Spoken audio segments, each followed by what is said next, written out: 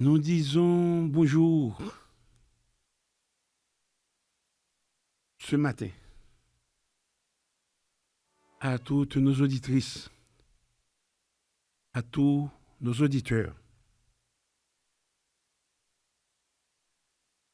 à tous nos frères,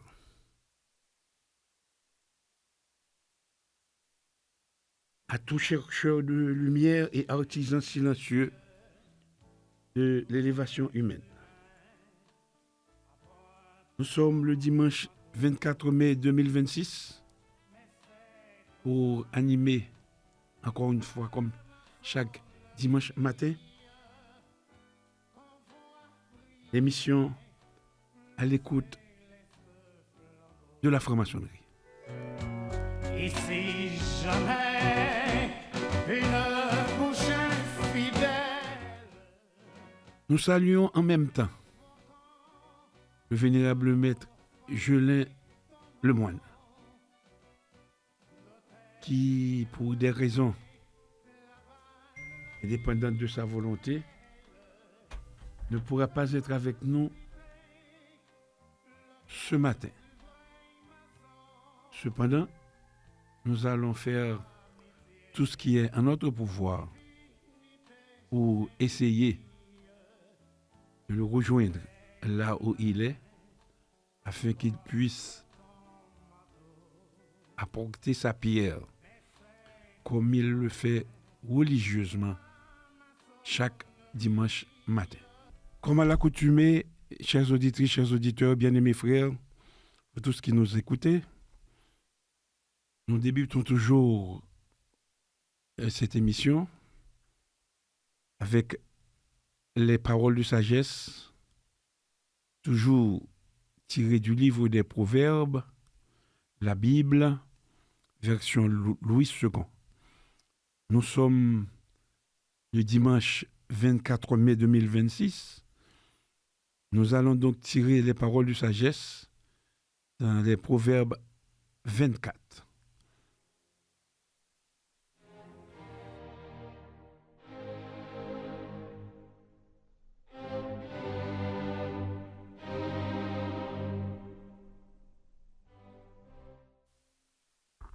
Ne porte pas envie aux hommes méchants et ne désire pas être avec eux, car leur cœur médite la ruine et leurs lèvres parlent d'iniquité.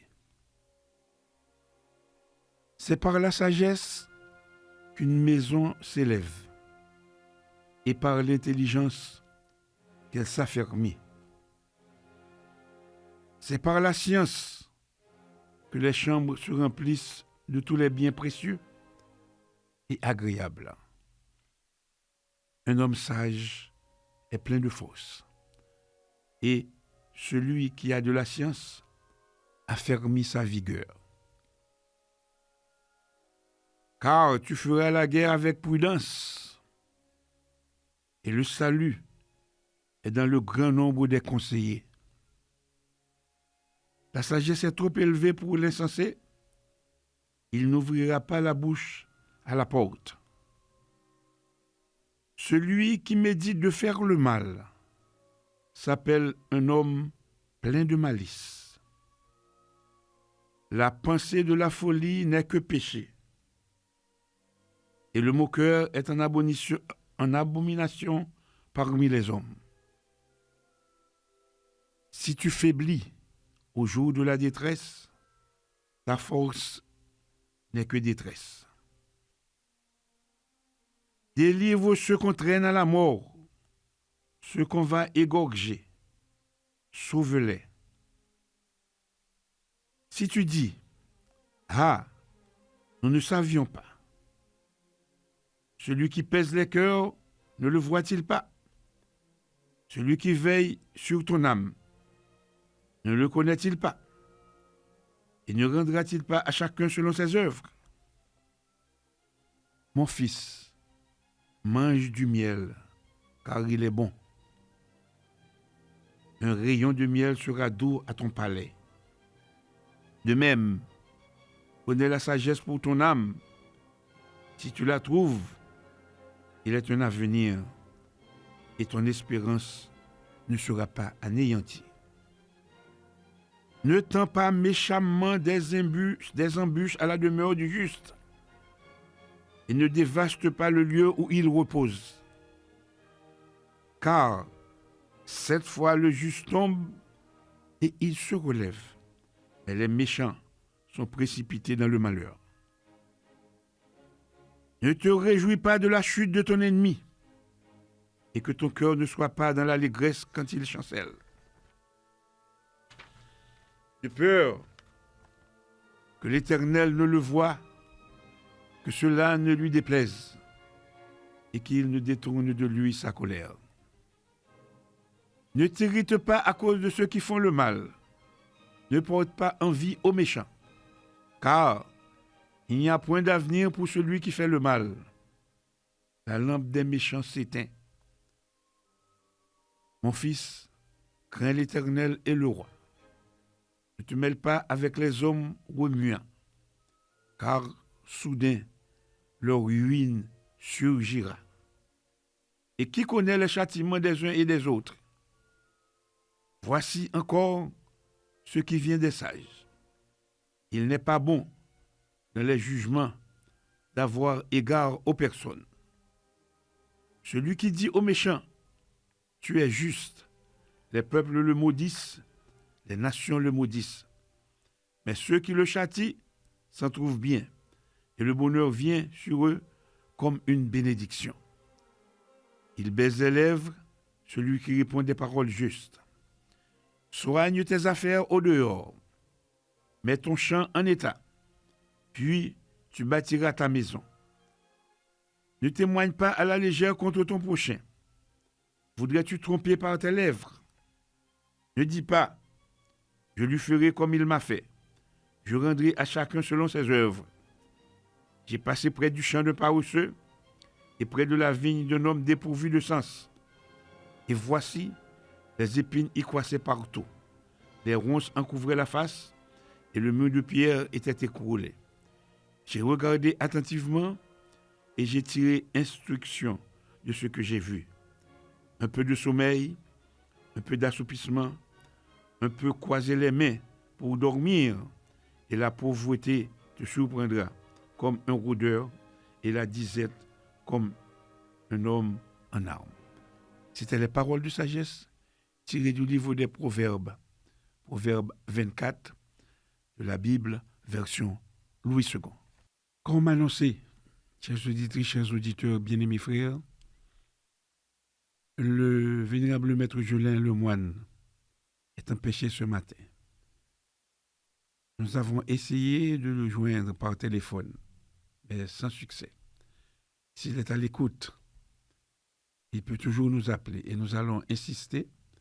Il pourra toujours intervenir au cours de l'émission, selon ses possibilités.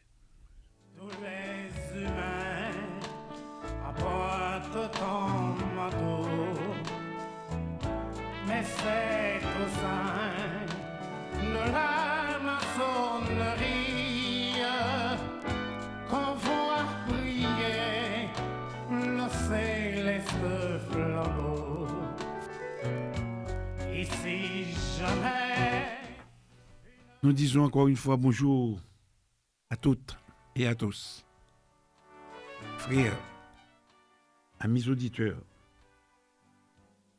chercheurs de lumière et artisans silencieux de l'élévation humaine.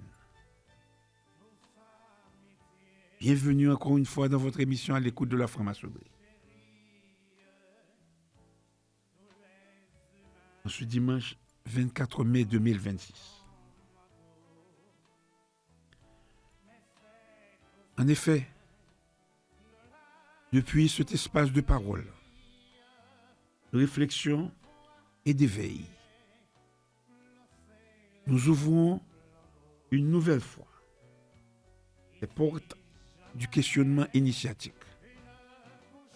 Non pour imposer une vérité, mais pour inviter chacun à descendre en lui-même afin d'y rencontrer cette part oubliée de sagesse qui sommeille dans le cœur de l'homme. Ce dimanche 24 mai 2026, nous prenons encore le temps de nous arrêter dans un monde qui court sans se connaître. Un monde qui parle beaucoup et qui s'écoute de moins en moins. Or, la franc-maçonnerie véritable commence précisément là où le bruit s'éteint et où l'être humain accepte enfin d'entendre la voix intérieure de sa conscience. Ne t'abaisser la main de la pitié. La voie initiatique n'est pas une route de prestige.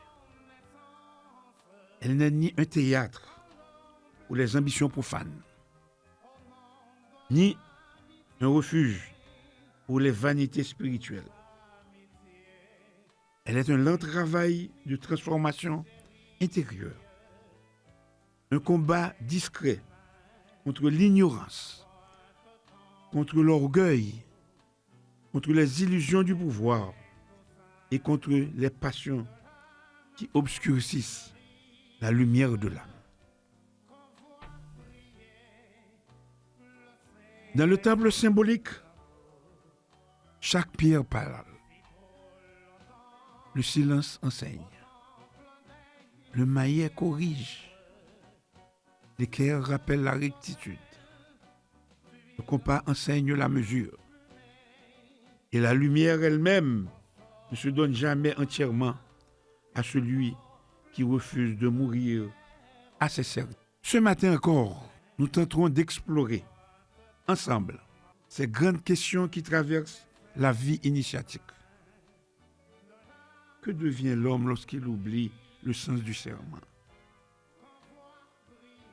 Que reste-t-il de la fraternité lorsque l'ego cherche à dominer le temple?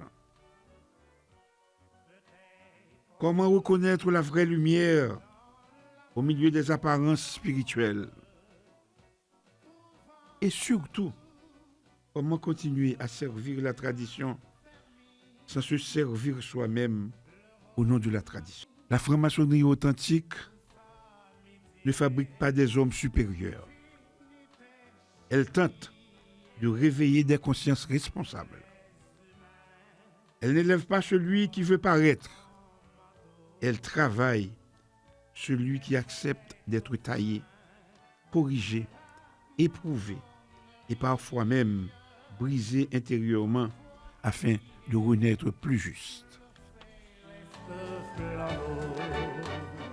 Car l'initiation véritable n'est pas un titre, c'est un état de transformation permanente. Dans un monde dominé par l'apparence, la vitesse et les faux discours, il devient urgent de retrouver le sens de la parole donnée, du silence habité, du respect du sacré et de la responsabilité collective. Beaucoup parlent aujourd'hui de spiritualité, mais peu acceptent le sacrifice intérieur qui exige réellement la quête de la vérité. On veut la lumière sans traverser l'épreuve. On veut la connaissance sans discipline. On veut le pouvoir symbolique sans purification intérieure. Or, aucune initiation véritable ne peut fleurir dans un cœur dominé par l'orgueil. Ce matin, comme chaque dimanche, notre émission ne sera ni un tribunal, ni un espace de flatterie. Elle sera un lieu de réflexion vivante, un miroir tendu à chacun de nous, car le premier temple à reconstruire demeure toujours l'être intérieur. Alors, où que vous soyez, dans votre maison, sur la route, dans le silence d'une chambre ou dans la méditation de votre propre solitude, nous vous invitons à ouvrir non seulement vos oreilles, mais aussi votre conscience. Prenons ensemble ce temps d'écoute profonde, car parfois, une seule parole juste peut éveiller toute une vie entière. Bienvenue encore une fois dans votre émission à l'écoute de la franc-maçonnerie. Généralement, chers auditrices, chers auditeurs, après les propos d'ouverture de l'émission, nous passons toujours à un point essentiel, la question de l'auditeur. Généralement, c'est le vénérable maître Jolin Lemoine qui reçoit toujours la question de l'auditeur. Nous allons rapidement essayer, encore une fois, de nous rejoindre. Finalement, et chers auditrices, chers auditeurs, bien-aimés frères, nous avons pu rejoindre le vénérable maître Jolin Lemoine. Bonjour, vénérable maître. Bonjour, Sérénissime Grand Maître. Bonjour à Candy, notre metteur en ondes. Bonjour aux nombreux auditeurs et nombreuses auditrices qui nous écoutent généralement chaque dimanche matin à pareille heure. Et c'est un plaisir de pouvoir intervenir à distance, vu que je ne suis pas pour presse. Je pense que du lieu géographique où je me trouve, je peux toujours faire mon intervention et je serai content pour partager avec vous certains points qui concernent le sujet que vous abordez ce matin, c'est un sujet de grande importance. La dette initiatique et les différents points également que vous avez déjà évoqués. Merci, vénérable maître. Et effectivement, nous avions annoncé que pour des raisons indépendantes de votre volonté, vous ne seriez pas avec nous au studio ce matin, mais nous sommes maintenant à un point essentiel. Et généralement, c'est vous qui recevez la question de l'auditeur. Y aurait-il une question de l'auditeur pour l'émission de ce matin? Malheureusement, je n'en ai aucune.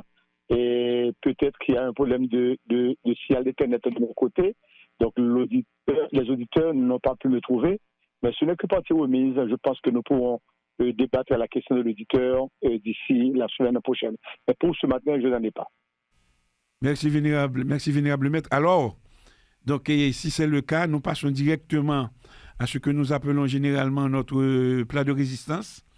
Et le thème du jour que vous avez annoncé, il s'agit de parler ce matin de la dette initiatique. Formidable, Sénécine. Chères auditrices, chers auditeurs, bien-aimés frères, il existe des dettes d'argent. Il existe des dettes morales. Il existe des dettes sociales.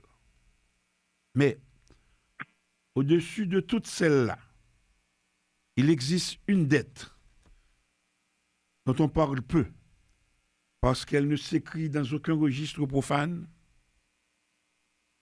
Il s'agit bien de la dette initiatique. Cette dette-là ne se contracte ni devant un notaire, ni devant une banque, ni devant une administration humaine. Elle se contracte dans le silence du temple. Elle naît le jour où un être reçoit une lumière qu'il n'a pas créée lui-même. Car nul ne s'initie seul.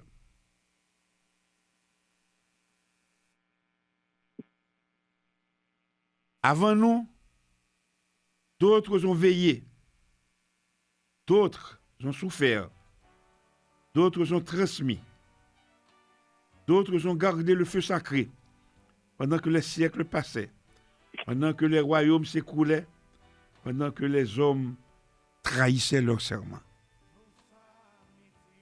L'initié authentique doit comprendre ceci. Ce qu'il reçoit n'est pas un privilège, mais un héritage. Et tout héritage sacré crée une responsabilité.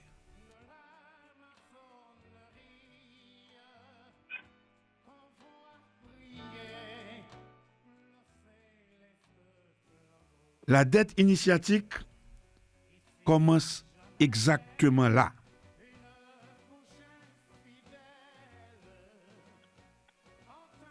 De ce fait, nous dirons que recevoir crée automatiquement une obligation. Dans le monde profane, beaucoup veulent recevoir sans devoir rendre. Mais dans l'ordre initiatique, toute réception implique une restitution.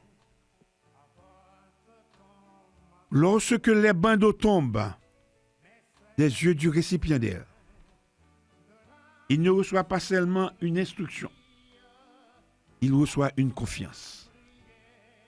On lui remet des symboles, des signes, des mots, des enseignements, mais surtout, on lui remet une espérance.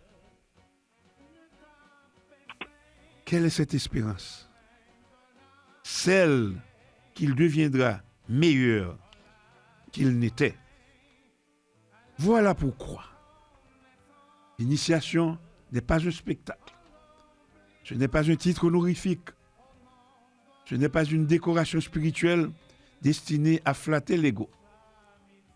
L'initiation reste et demeure un dépôt sacré. Et celui qui reçoit ce dépôt devient débiteur envers la tradition, envers les anciens, envers ses frères, envers les générations futures et surtout envers la lumière elle-même. Car la lumière donnée appelle toujours une réponse. Chères auditrices, chers auditeurs, bien-aimés frères, beaucoup d'initiés oublient une chose fondamentale.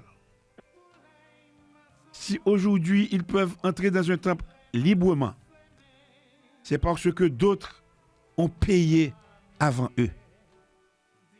Certains ont connu la persécution. D'autres ont connu l'exil. D'autres encore ont connu le silence forcé. Certains ont perdu leur réputation, leur fortune, parfois même leur vie, pour préserver une chaîne initiatique. Ainsi donc, chaque symbole porte la mémoire de ceux qui l'ont transmis. Chaque rituel est chargé des souffles invisibles des générations passées. Chaque temple véritable repose sur des sacrifices silencieux. La dette initiatique, c'est reconnaître que nous marchons sur une route pavée par les efforts d'être que nous ne connaîtrons jamais. Et l'homme qui oublie cela devient rapidement arrogant. Il croit que tout commence avec lui. Il croit être propriétaire de ce qu'il n'est censé que servir. Et c'est ainsi que meurent les ordres, non par manque de rituel, mais surtout par oubli de la gratitude. Chers auditrices, chers auditeurs, bien-aimés frères,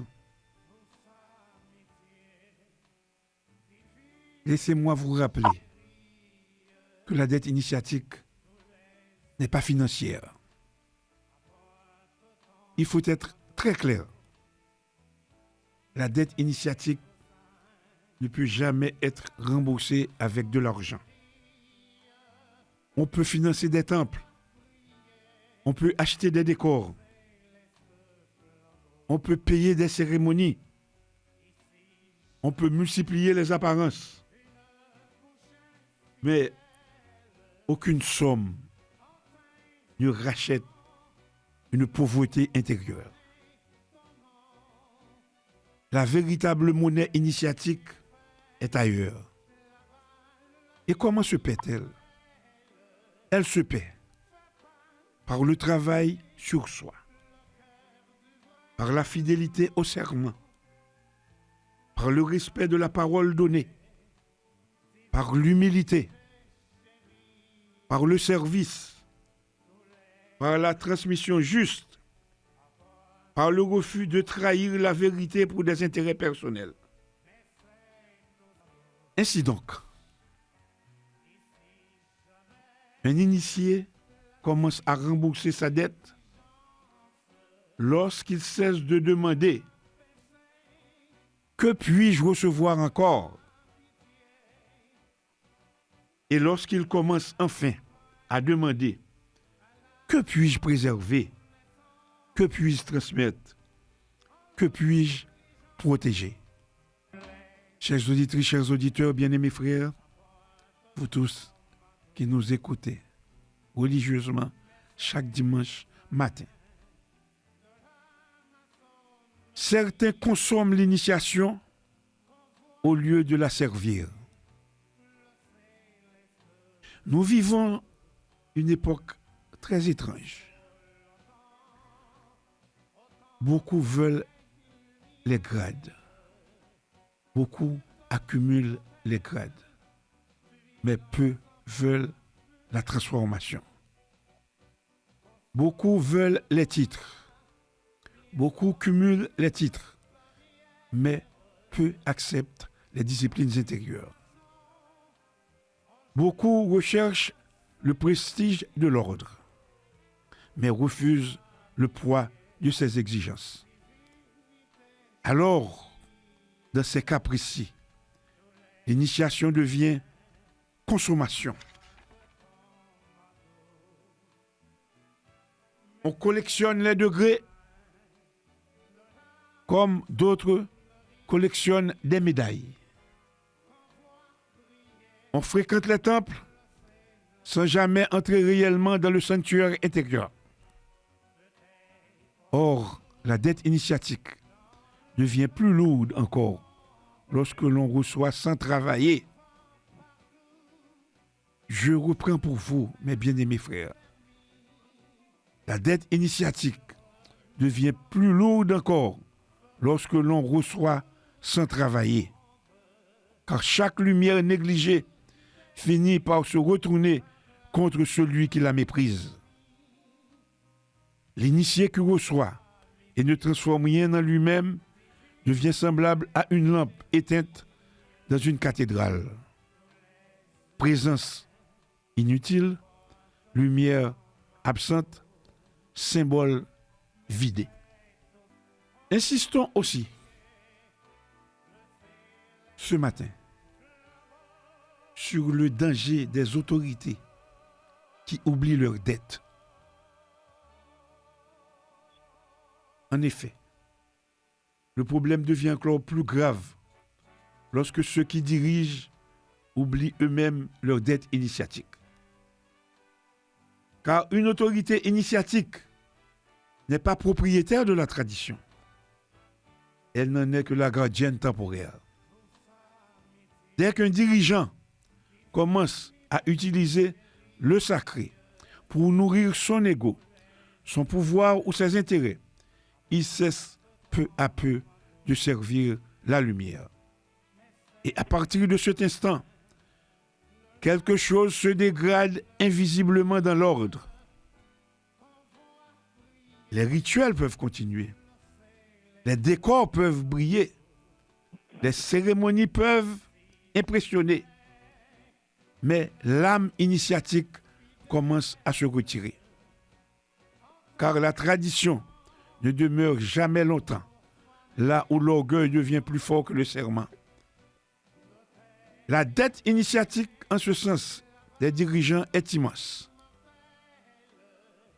Protéger l'authenticité, préserver l'équilibre, empêcher la corruption symbolique et la corruption sous toutes ses formes, transmettre sans déformer, guider sans dominer, servir sans se servir. Et lorsqu'ils oublient cela, toute la chaîne initiatique souffre. Nous dirons aussi ce matin, et nous insistons là-dessus, la transmission est le paiement le plus noble. L'un des plus beaux moyens de payer sa dette initiatique est la transmission. Mais transmettre ne signifie pas simplement répéter des textes. Transmettre, c'est transmettre un état d'être. Un initié transmet véritablement lorsqu'il devient lui-même un exemple vivant de ce qu'il enseigne. Car les paroles impressionnent parfois, mais l'état intérieur rayonne toujours davantage. Nous tenons à vous faire remarquer que le jeune initié observe tout. Il observe la manière de parler. Il observe la manière d'écouter. Il observe la manière de respecter. Il observe la manière de garder le silence. Il observe la manière de prendre la parole. Il observe la manière d'exercer l'autorité. Il observe la manière de traverser les conflits. Le véritable maître enseigne souvent sans parler. Et sa présence devient alors instruction. Parlons aussi, ce matin, de la dette envers soi-même. Il existe, enfin, une dette plus intime encore, celle que l'initié contracte envers son âme. Car lorsqu'un être reçoit une lumière, puis décide volontairement de vivre dans les ténèbres, une fracture intérieure apparaît. Le drame de certains initiés n'est pas d'ignorer la vérité, c'est de la connaître, puis de la trahir. Et cette trahison intérieure finit toujours par produire agitation, orgueil, vide, désordre moral, perte de sens, besoin excessif de domination ou de reconnaissance. Et pourquoi?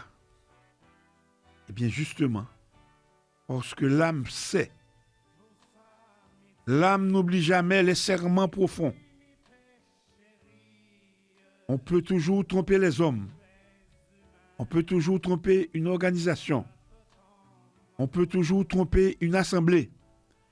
Mais nul ne trompe durablement sa conscience initiatique. L'initié véritable doit donc vivre dans la gratitude. Plus un initié avance réellement, plus il devient humble. Pourquoi? Parce qu'il comprend que tout ce qu'il a reçu vient d'une chaîne immense qui le dépasse. Il cesse alors de se croire exceptionnel. Il comprend qu'il n'est qu'un passeur parmi d'autres, et cette compréhension produit une vertu rare, la gratitude initiatique. Cette gratitude s'étend envers ceux qui ont transmis. Elle s'étend envers ceux qui ont corrigé. Elle s'étend envers ceux qui ont supporté ses imperfections. Elle s'étend aussi envers ceux qui ont maintenu le temple debout malgré les tempêtes. L'initié ingrat devient donc dangereux, car il finit toujours par croire que la lumière lui appartient. Or, personne ne possède la lumière. Nous ne faisons que la servir momentanément. En conclusion, nous dirons donc, et peut-être ce sera là pour vous une surprise, la dette initiatique ne sera jamais totalement remboursée. Et c'est peut-être là la grandeur de la dette initiatique. Pourquoi nous le disons? C'est parce qu'elle oblige l'initié à demeurer en éveil, humble et responsable jusqu'à la fin de son parcours.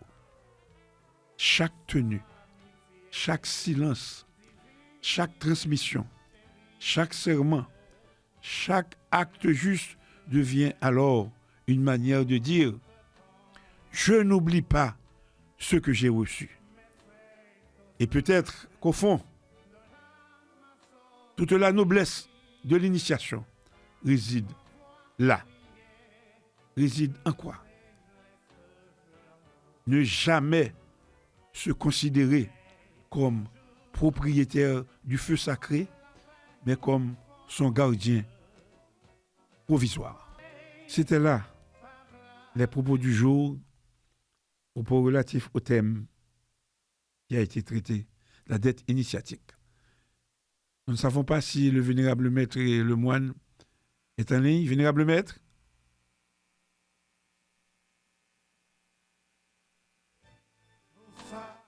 Vénérable maître? Nous allons essayer encore une fois de retrouver le vénérable maître le moine. Vénérable maître le moine? Bonjour, c'est Nissim Gamet.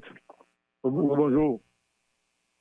Bien sûr, nous avons produit ce texte, ce thème ce matin, thème relatif à la dette initiatique. Malgré la distance, vous avez pu quand même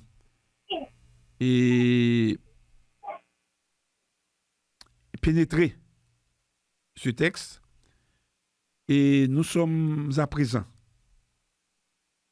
Le temps est venu pour nous de passer au dialogue des commentaires.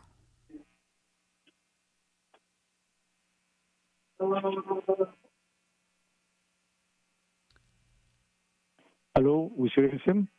Oui, oui.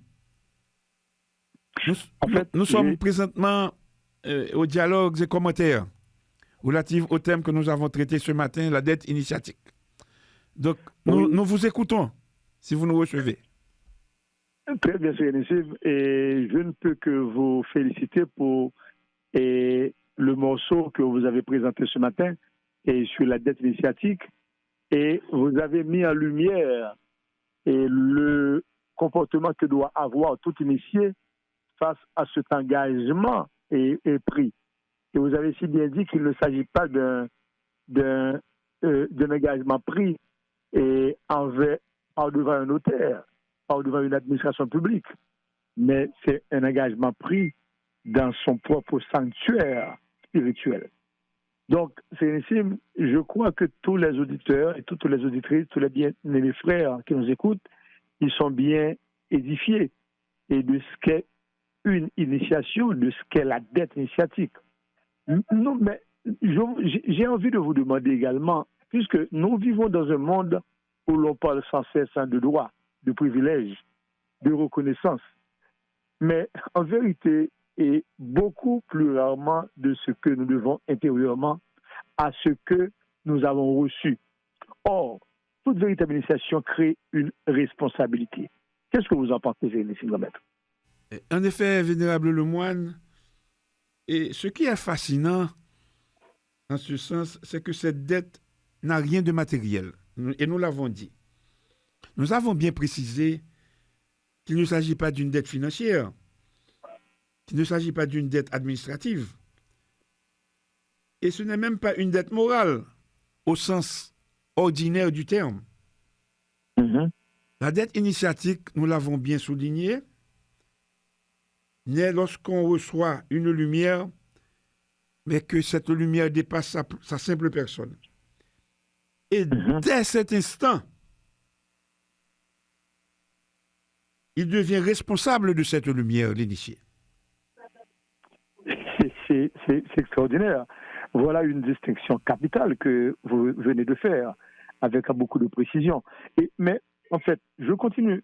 Je vous demanderai, et en fait, c'est une distinction capitale, sincèrement, parce que beaucoup de personnes entrent dans les ordres initiatiques, pas seulement dans la franc-maçonnerie, mais dans les ordres initiatiques, comme on entrerait dans une association sociale, un cercle d'influence, ou parfois même un espace de valorisation personnelle. Mais l'initiation authentique, c'est Nissim Gamet, n'est pas un confort, d'après ce que vous venez de dire. C'est plutôt un engagement, et peut-être même un engagement silencieux vers l'invisible. Qu'est-ce que vous pensez?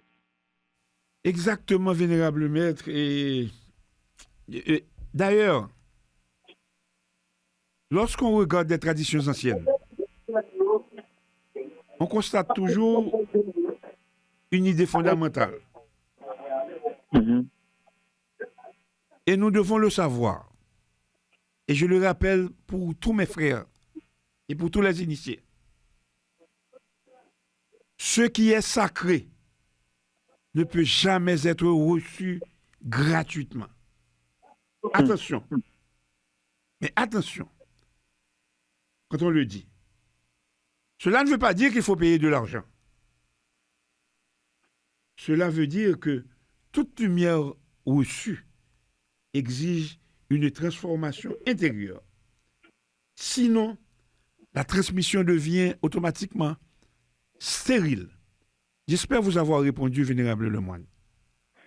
Et j'ai bien compris votre réponse également et vous l'entrez dans les profondeurs de l'affaire parce que quand on vous dit que ça demande une transformation intérieure, aussi longtemps qu'on n'arrive pas à cette transformation intérieure, on a encore du travail à faire. Et quand vous avez dit, et quand vous avez parlé de payer, donc je m'apprêtais à penser et de l'argent, vous avez bien précisé qu'il ne s'agit pas de l'argent. Entre-temps, et c'est probablement là le drame de notre époque. Et nous sommes, c'est le cas de le dire, dans une civilisation de consommation. Alors, beaucoup finissent par consommer aussi l'initiation. Et on veut les grades rapidement, on veut les titres, on veut les apparences du savoir, on veut être en vue comme haut dignitaire, comme haut initié, comme celui qui sait tout. Mais très peu acceptent réellement le travail intérieur. Et quelle est donc l'importance du travail intérieur, à votre avis, sur Nissim Gamet?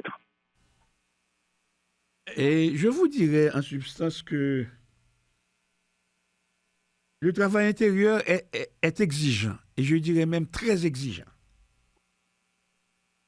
Parce qu'il faut accepter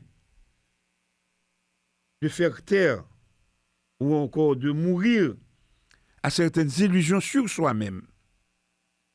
Vous connaissez un pinègue dans l'institution, de toujours battre l'estomac.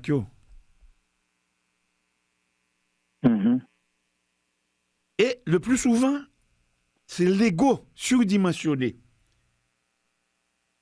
qui refuse souvent et qui empêche souvent de mourir à ses illusions, aux illusions sur soi-même. Parce que fait l'ego? L'ego veut toujours et adore toujours recevoir des honneurs spirituels. Mais l'ego déteste toujours d'être corrigé. Ouais, c'est très juste.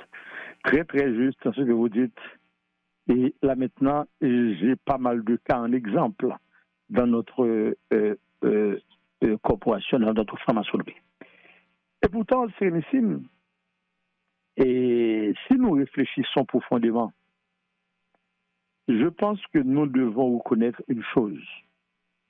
Aucun initié ne s'est construit seul.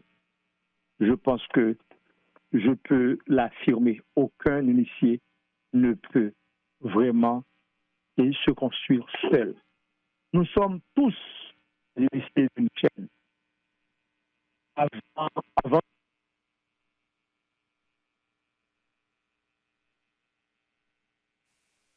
parfois au prix de grands sacrifices.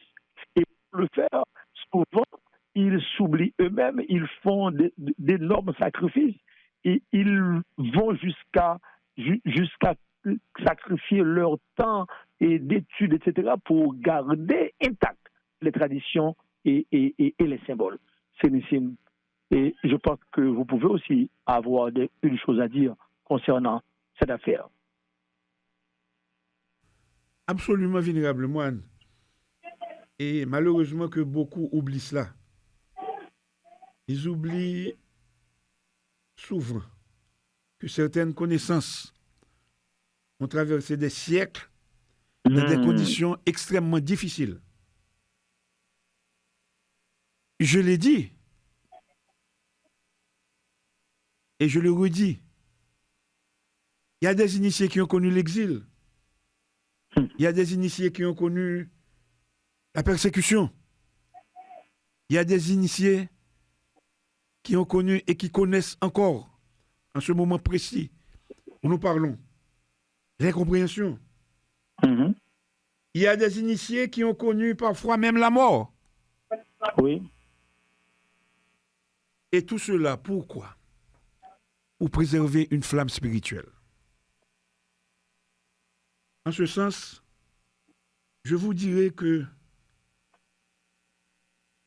quand un initié moderne reçoit cette lumière et la traite avec désinvolture, ils rompt automatiquement quelque chose dans la chaîne de transmission. Extraordinaire comme réponse. Extraordinaire comme réponse. Et surtout, tout au début, vous avez parlé de... Vous avez prononcé un mot essentiel, la chaîne. La chaîne. Car la dette initiatique, moi je pense, et que la dette initiatique est aussi une dette envers la chaîne. Quand vous brisez la chaîne. Nous ne sommes pas les propriétaires de la tradition. Et nous ne sommes que des dépositaires temporaires. Et c'est là que naît l'humilité véritable du frère et de l'initié. L'humilité véritable. Et je pense que tout frère doit en faire preuve en toute situation. Donc cette question d'ego dont vous avez si bien parlé, je pense que tout le monde devrait commencer à combattre l'ego et à devenir à avoir l'humilité véritable en tant qu'initié. Et exactement, vénérable moine, entièrement d'accord avec vous. Mais malheureusement, ce que nous constatons incessamment que l'humilité devient rare. Dès que il suffit que les structures initiatiques commencent à être contaminées par les ambitions profanes. Et cela, nous devons avoir le courage de le dire et encore plus le courage de rectifier. Quand l'ego entre dans le temple, je l'ai dit tantôt que je retourne au texte pour vous dire que quand l'ego entre dans le temple, le sacré commence à reculer automatiquement.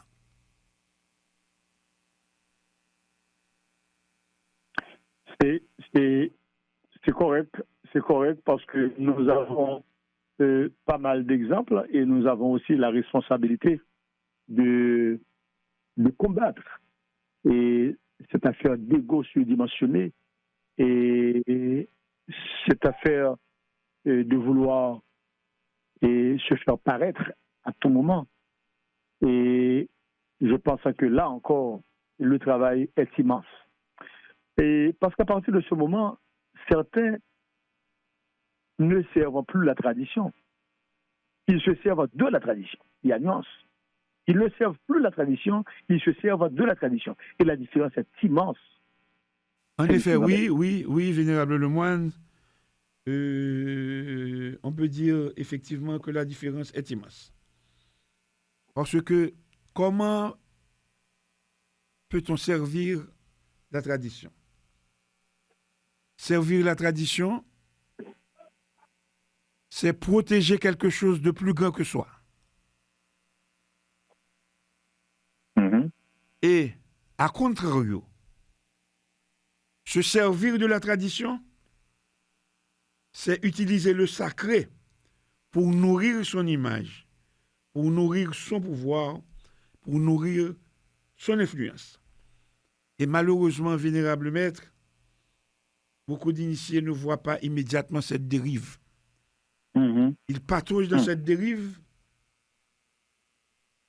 parce que, pourquoi les initiés ne voient pas immédiatement cette dérive? Parce que les apparences peuvent rester magnifiques. Les rituels continuent. Je l'ai dit dans le texte. Les décors brillent. Les décors impressionnent. Mhm. Mais intérieurement, c'est l'âme initiatique qui commence progressivement à se retirer.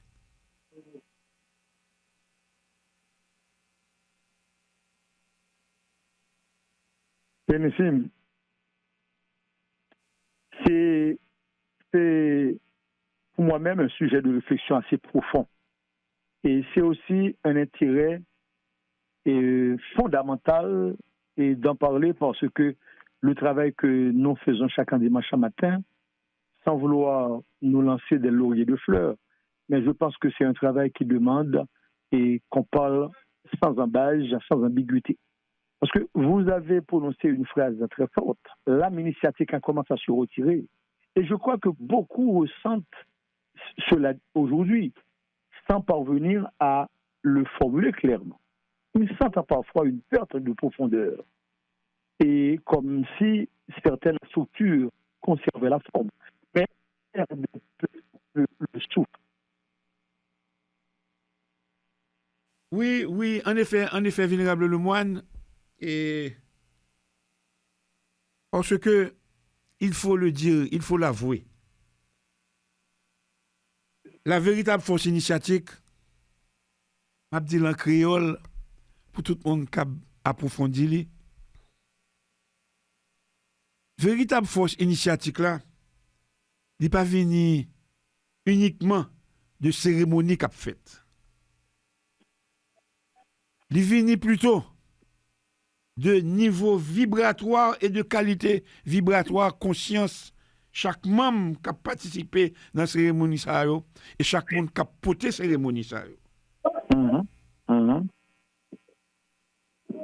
Donc, vous êtes capable de voir un temple qui est très pauvre matériellement. Nous gagnons là des temples qui sont totalement découverts.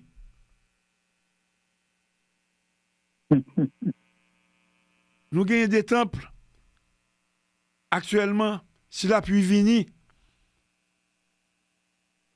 c'est quitter pour quitter tenu, quitter cérémonie. Donc, là, nous, dans la pauvreté matérielle, peut-être physiquement, les caca comme ça. Mais, pas oublier temple ça. Il est capable très, très, très immense spirituellement. Et au capable de tout que un gros temple extérieurement qui est intense, qui paraît, qui a toute bagaille, qui est immense, qui est gros, côté ornement, à faire quelqu'un. Mais cependant, intérieurement, il doit vide. Et j'adore et le langage imagé que vous tenez ce matin et face à cette question que vous avez faite. Et c'est un langage. J'ai l'impression que nous avons perdu le vénérable moine, nous allons peut-être rapidement essayer de le rejoindre encore une fois. Nous avions perdu momentanément le vénérable maître le moine. Il est en ligne encore une fois. Vénérable maître, vous disiez. Oui, Sénétime, on était en train de parler de ce qu'est le temple intérieur, et vous avez parlé de temple somptueux extérieurement, mais intérieurement vide. C'est le dernier point que j'ai retenu. Maintenant, je voulais rentrer dans le vif maintenant du sujet que vous avez développé. Comment un initié peut-il commencer à payer sa dette initiatique, selon vous? Et je l'ai bien dit, je l'ai bien souligné à l'intérieur du texte. Eh bien, le paiement de la dette initiatique d'un initié commence par quelque chose de très simple. La gratitude. Mm-hmm. Un initié ingrat devient très dangereux. Pourquoi devient-il dangereux? Parce qu'il finit par croire que tout lui est dû. Les billets anciens, il crachait sous ça, il fait. Gagné que même arrivé manquer aux dégâts. L'oublier.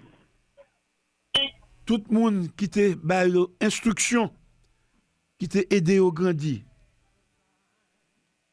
L'oublier tout ça qui t'a fait, toute qualité sacrifice possible et imaginable pour corriger. L'oublier tout ça qui t'a souffri pour supporter imperfection. Et c'est à partir de là que l'orgueil grandit tellement que vous venez comprendre, j'en nous dis là, que vous doué au tout bagaille. Vous parlez de orgueil, et vous voulez quoi qu'on parle de orgueil spirituel. Et orgueil spirituel là, et ici, est plus difficile défaut pour mon cas détecter là. Et parce que il se cache souvent derrière le langage sacré. C'est ça le problème là. Et on nous pas dit ça tout à fait, c'est nécessaire. Exactement. Et vénérable et le moine. Dans toutes les sociétés initiatiques et dans tout, ouais, souvent il y a des gens qui parlent en pile de sagesse. Mm-hmm. Mais intérieurement, c'est la vanité qui est la caillou. Ou à joindre un paquet qui parle de fraternité. Mais silencieusement et ouvertement, il y a détruit frère pareil. C'est malheureux. Gagné tout que qui a parlé souvent d'amour de la tradition. Mais c'est pas ça vraiment. C'est contrôler, il a cherché à contrôler au-delà. Mm-hmm. Mm-hmm. Et c'est ça que fait. Dette initiatique là, c'est une dette tout que nous sommes capables de considérer tant qu'on dette envers ce qu'on pourrait appeler en quelques mots la vérité intérieure. Et bien compris. Et cette vérité intérieure, il n'est toujours pas rattrapé l'être humain. Et quand on peut tromper.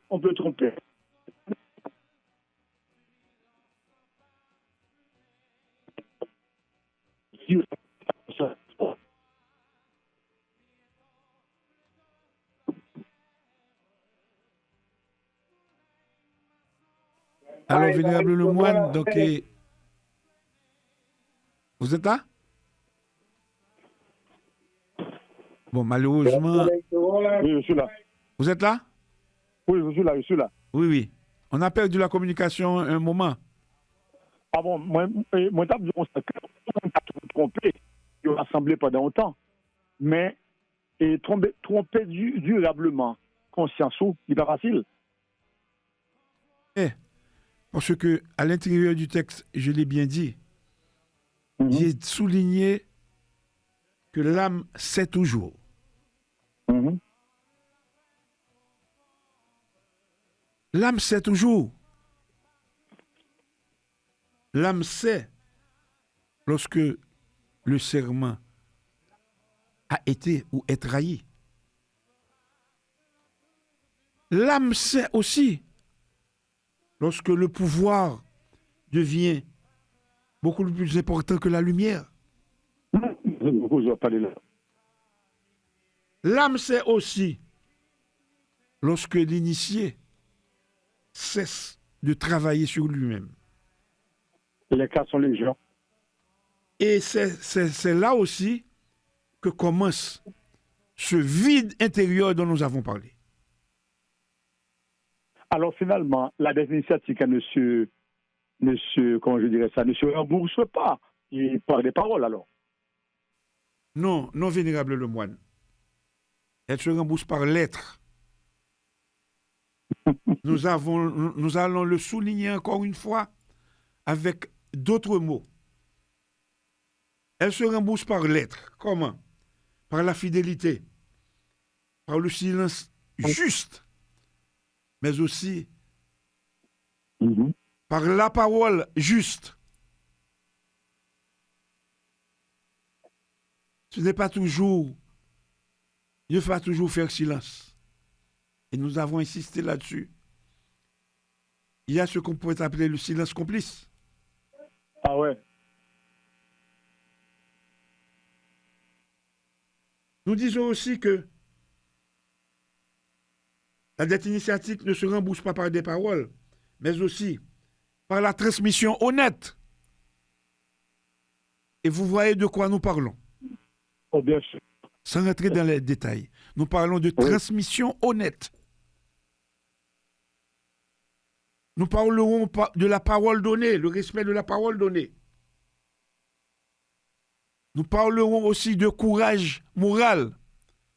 Chaque dimanche, vénérable maître, nous sommes en train de payer notre dette initiatique par le courage moral que nous manifestons pour maintenir la vérité, pour rester dans la vérité.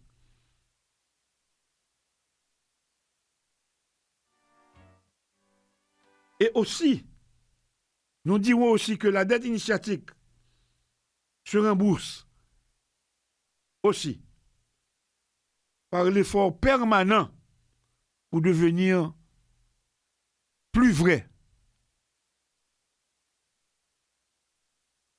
Vous nous recevez, vénérable maître? Je vous reçois très bien et j'étais en train de vous écouter parler de transmission honnête et de la parole donnée. Et je vous ai entendu également parler de plein d'autres choses. Mais moi-même, ce que je veux souligner à votre attention, c'est la transmission. Et c'est comme si vous rentrez carrément dans ce qui nous concerne directement de la franc-maçonnerie au moment actuel. Et car un initié qui refuse de transmettre proprement et finit par interrompre la chaîne, si l'initié refuse de transmettre, il ne fait que rompre la chaîne. C'est l'initié. Qu'est-ce que vous en pensez? Tout à fait, vénérable maître, tout à fait. Mais transmettre ne veut pas simplement dire enseigner des textes ou réciter des symboles. Transmettre, c'est transmettre une qualité de présence. Mm-hmm. Il s'agit aussi de transmettre l'autorité. Mm-hmm. Il faut transmettre l'autorité, mais il faut que cela se fasse dans le respect des principes, dans le respect de la Constitution, dans le respect des règlements généraux. Et quand un dirigeant refuse de le faire comme ça, eh bien, vous voyez que cela va donner. Vous voyez aussi l'exemple qui est donné aux jeunes initiés. Oui, qui suivent. Important. Parce que les jeunes initiés, comme nous l'avons souligné dans le texte, les jeunes initiés regardent tout. Les jeunes initiés regardent la manière de parler, la manière d'écouter, la manière de gérer les conflits, la manière d'exercer l'autorité et la manière de rester digne dans l'épreuve. Donc, le véritable enseignement commence souvent dans le silence, c'est vrai, mais cependant, quand il faut rompre le silence pour dire la vérité, pour demander une transmission honnête, pour s'assurer que la chaîne ne sera pas rompue et que ce soit les ornements et les décors qui restent avec des cérémonies qui ne valent plus la peine d'être faites parce que intérieurement, cela ne vaut plus rien. Et j'ai comme l'impression que ce matin, vous vous adressez directement aux initiés et qui doivent aujourd'hui prendre conscience de l'état actuel des choses dans l'obédience et qui doivent carrément se prononcer, qui doivent rompre leur silence, qui doivent et commencer à prendre leurs responsabilités. Parce que vous avez parlé de plein de choses et vous avez également pris un exemple les jeunes initiés qui nous regardent. Et c'est peut-être cela la plus grande dette initiatique, devenir soi-même digne de ce que l'on a reçu. On a reçu l'enseignement, on a reçu certaines valeurs qu'il faut transmettre de toute façon. Alors là, vous venez de dire quelque chose qui peut faire l'objet d'un thème à traiter. Mm-hmm. Devenir soi-même digne de ce qu'on a reçu. Mm. Oui. Oui. Oui, c'est vrai. Parce qu'au fond, l'initiation pose toujours une question terrible. Qu'as-tu fait de la lumière qui t'a été confiée? Ça, c'est une bonne question. Est-ce qu'on levait ou mettait le pied haut? Est-ce qu'on protégeait lui? Est-ce qu'on trahit lui? Est-ce qu'on utilisait le pour servir ou bien pour servir tête? Ah, là, on mettait un peu le monde dans ses souliers parce que pas grand peu de monde qui va répondre ça honnêtement. Et c'est une question redoutable. Et peut-être que toute la vie initiatique tient finalement dans cette interrogation permanente dans ces émissions. Je le crois aussi profondément, Vénérable Lemoine, parce que pour retourner encore dans le texte, un véritable initié ne se considère jamais comme propriétaire du feu sacré. Il sait et il doit savoir et il doit avoir consciemment en tête qu'il n'est qu'un gardien provisoire de ce feu sacré. C'est correct. Et je le pense aussi moi-même parce que gardien provisoire de ce feu sacré, on n'aura qu'à le transmettre. Mais finalement, c'est une signe.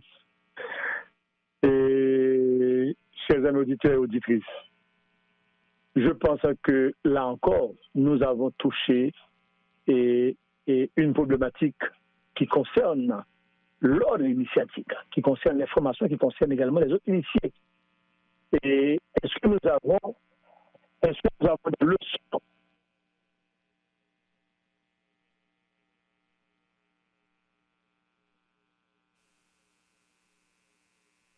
Nous avons encore une fois perdu le contact avec le Vénérable Lemoine. Nous allons essayer de le rejoindre pour clore l'émission. Malgré notre insistance, il semblerait que par défaut de communication, donc nous n'arrivons pas à rejoindre encore une fois le Vénérable Maître Jolin Lemoine. Mais c'est sur les derniers propos qu'il a eu à partager avec les auditrices, les auditeurs et les bien-aimés frères qui nous écoutaient. Il est encore là, il est là. Vénérable Lemoine?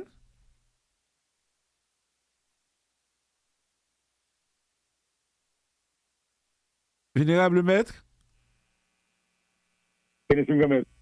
Oui. Nous avions encore une fois perdu la communication, mais j'ai cru comprendre que les derniers propos qu'on a partagé, c'était justement que le véritable initié ne se considère jamais comme propriétaire du feu sacré, mais il sait qu'il n'en est qu'un gardien provisoire. Oui, bien sûr, et parce que quand vous avez parlé de cette affaire de feu sacré qu'il faut transmettre, vous avez, vous avez évoqué pas mal de points. Moi, je pense que là, l'initié, et quel que soit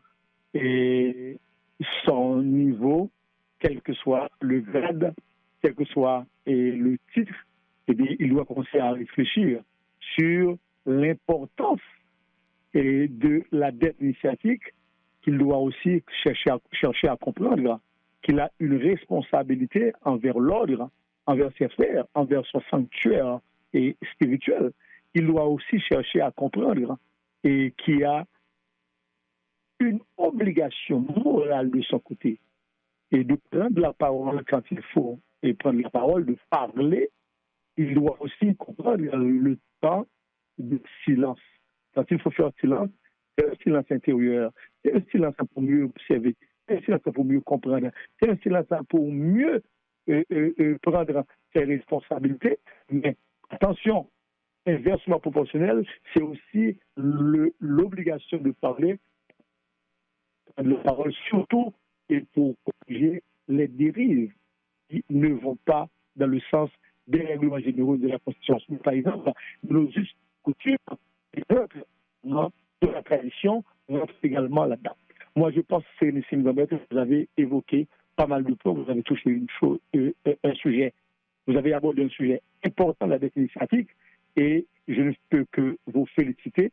Et le dialogue que nous avons eu et ce matin, le dialogue que nous avons fait, est un dialogue qui je me suis permis de vous poser pas mal de questions auxquelles vous avez répondu.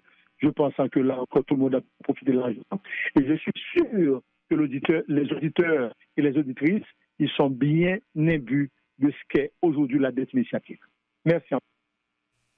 Merci, vénérable maître. Et nous disons aussi merci à toutes nos auditrices, à tous nos auditeurs, à tous nos bien-aimés frères.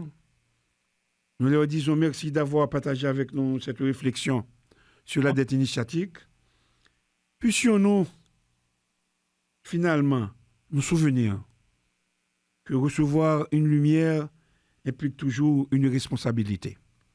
Et que la grandeur d'un initié ne se mesure pas à ce qu'il possède, mais à ce qu'il préserve fidèlement. Très bien. Et c'est ainsi, avant de partir, je m'adresse à mes bien-aimés frères et de partout. Et étant donné que je ne suis pas au studio ce matin, et mes obligations professionnelles m'obligeaient à me rendre quelque part d'autre, et pour les remplir, je serai d'ici dimanche prochain au studio avec vous et pour débattre et la question de l'auditeur et également les sujets que nous débattons chacun dimanche matin. Et la communication n'était pas si bonne que cela, mais quand même, on a pu faire le nécessaire et pour apporter un peu d'eau au moulin de l'émission ce matin, parce que nous pensons que nous avons un engagement et de nous entretenir avec nos auditeurs et nos auditrices qui nous écoutent. Merci de m'avoir introduit, c'est un maître. Merci également à Kenzie qui a fait les manœuvres pour pouvoir me rejoindre. Bien, je remercie Radio Téléguinée pour cela. En fait, mon dernier mot serait de demander à tous les initiés de chercher à comprendre leur mission, leur responsabilité, leur rôle, également leur pouvoir. Si vous vous donnez un pouvoir que vous n'avez pas, vous ne faites pas que faire du tort à l'obédience. Si vous octroyez un pouvoir que vous n'avez pas, vous ne faites pas que faire du tort à toute l'obédience. Si également vous voyez quelqu'un commettre des dérives à tort et à travers, et au lieu de dire la vérité, vous cherchez à travestir la vérité, vous cherchez à fouler aux pieds de l'autre à tort et de celui-ci ou de celui-là. Donc, je pense que là encore, vous ne faites pas preuve de véritable initié, En ce sens, je pense que le travail que vous avez fait, certains que vous parlez ce matin de dette éthique, chacun de nous a une dette initiatique. Le fait que nous avons reçu la lumière, nous devons l'élever beaucoup plus haut. Nous devons le mettre dans une profondeur beaucoup plus grande et intéressante. Et nous devons également faire en sorte que le feu sacré soit transmis aux générations. On ne peut pas s'amuser à transmettre des crises à n'en plus finir. On ne peut pas s'amuser à transmettre des dérives. On ne peut pas s'amuser à transmettre les comportements autoritaires. On ne peut pas commettre de mauvais précédents. On ne peut pas violer sciemment les règlements généraux, violer sciemment la Constitution, violer les principes de nos us et coutumes, ce que nous appelons les principes recteurs. On ne peut pas faire ça.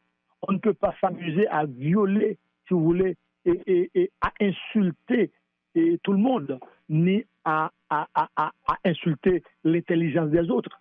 Il faut rester l'initié qu'on est. Il faut également rester dans son rôle et dans ses prérogatives. Sénésim Gamet, merci de m'avoir accordé la parole, bien que je sois à distance, mais je crois quand même apporter un grain de sable et dans ce que vous avez ce matin comme construction spirituelle. Merci encore infiniment.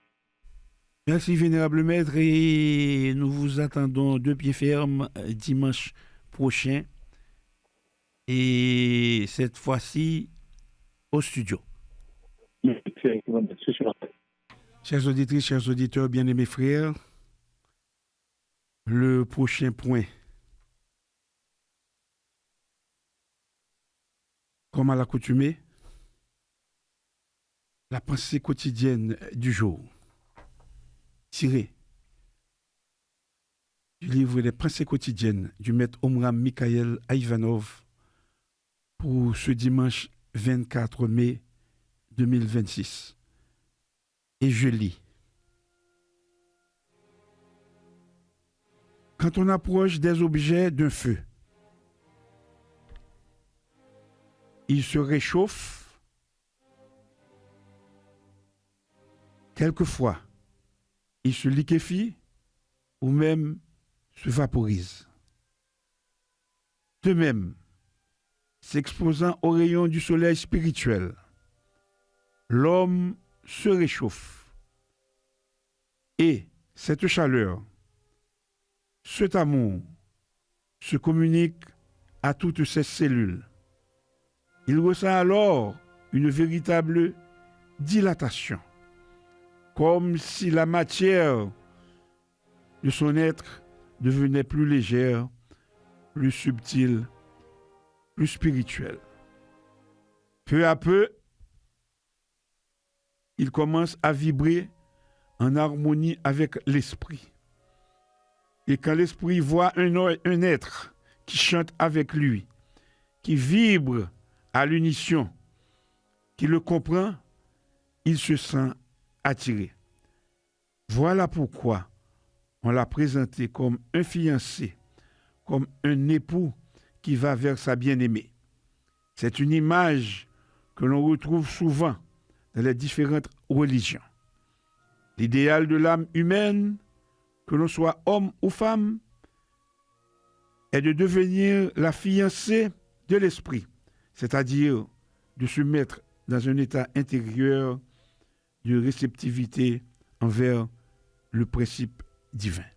C'était là la pensée du jour, tirée du livre Les pensées quotidiennes du maître Omram Mikhaël Aïvanov pour ce dimanche 24 mai 2026, pensée que nous ne commentons pas. Comme à l'accoutumée, chers auditrices, chers auditeurs, bien-aimés frères, la grande évocation du point de lumière dans la pensée de Dieu, que la lumière afflue dans la pensée des hommes, que la lumière descende sur la terre.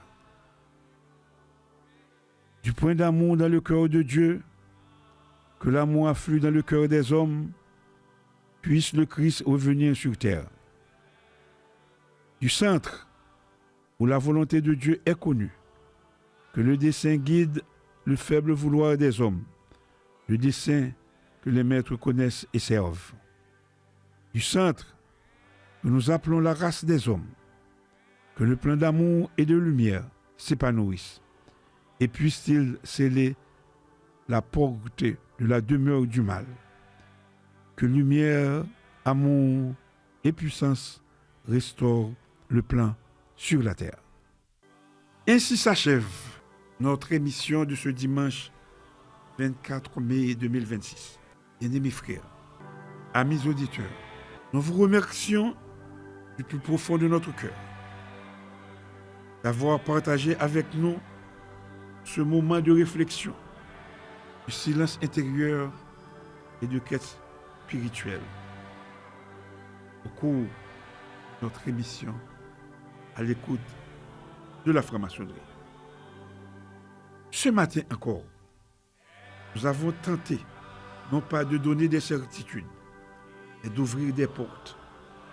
Car l'initiation véritable ne consiste pas à accumuler des réponses toutes faites. Elle consiste surtout à apprendre à vivre avec des questions capables de transformer l'être humain en profondeur. Nous vivons une époque étrange où beaucoup cherchent à paraître éveillés sans accepter le travail intérieur que demande réellement l'éveil. Or, aucune lumière durable ne peut habiter un cœur qui refuse de se purifier de ses propres ténèbres. La voie initiatique demeure une école de vérité, d'humilité et de responsabilité. Elle nous rappelle que l'homme ne devient pas plus grand parce qu'il possède un titre, un grade ou une autorité, mais parce qu'il apprend peu à peu à dominer ses passions, à respecter sa parole et à servir quelque chose de plus élevé que lui-même. Le véritable initié n'est pas celui qui parle le plus du sacré, c'est celui qui devient capable d'incarner le sacré dans sa manière de vivre, de penser, d'aimer, de pardonner et de servir. Avant de refermer cette émission, gardons en mémoire cette pensée essentielle. Le temple le plus difficile à construire n'est pas celui de pierre, c'est celui de la conscience humaine. Chaque jour, chacun de nous pose une pierre invisible dans cet édifice intérieur, par une parole juste ou injuste, par un acte de fraternité ou d'égoïsme, par le respect ou la trahison du serment moral que nous portons devant notre conscience. Et peut-être que la vraie question initiatique n'est pas seulement que savons-nous, mais plutôt que devenons-nous à travers ce que nous prétendons savoir. La franc-maçonnerie authentique ne devrait jamais être un refuge pour les ambitions personnelles ni un décor pour les apparences spirituelles. Elle devrait rester une école du dépouillement intérieur, du courage moral et du service désintéressé. Car lorsque l'ego grandit, la lumière recule. Mais lorsque l'humilité revient, même le silence peut devenir une révélation. Alors, chers auditrices, chers auditeurs, mes bien-aimés frères, en quittant cette émission ce matin, emportons avec nous non seulement des idées, mais surtout une vigilance intérieure.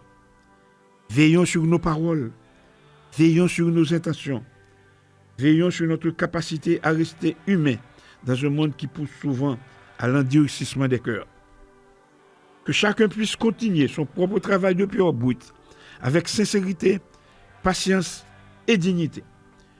Nous vous remercions de votre fidélité, de votre écoute et de votre présence fraternelle tout au long de ce matin, tout au long de cette journée et tout au long de cette semaine. Que la paix demeure dans vos pensées, que la sagesse éclaire vos choix et que la lumière véritable guide toujours vos pas sur le chemin de la conscience. Très bonne journée et très bonne semaine à toutes et à tous. Et à dimanche prochain pour une nouvelle édition de votre émission de prédilection à l'écoute de la franc-maçonnerie.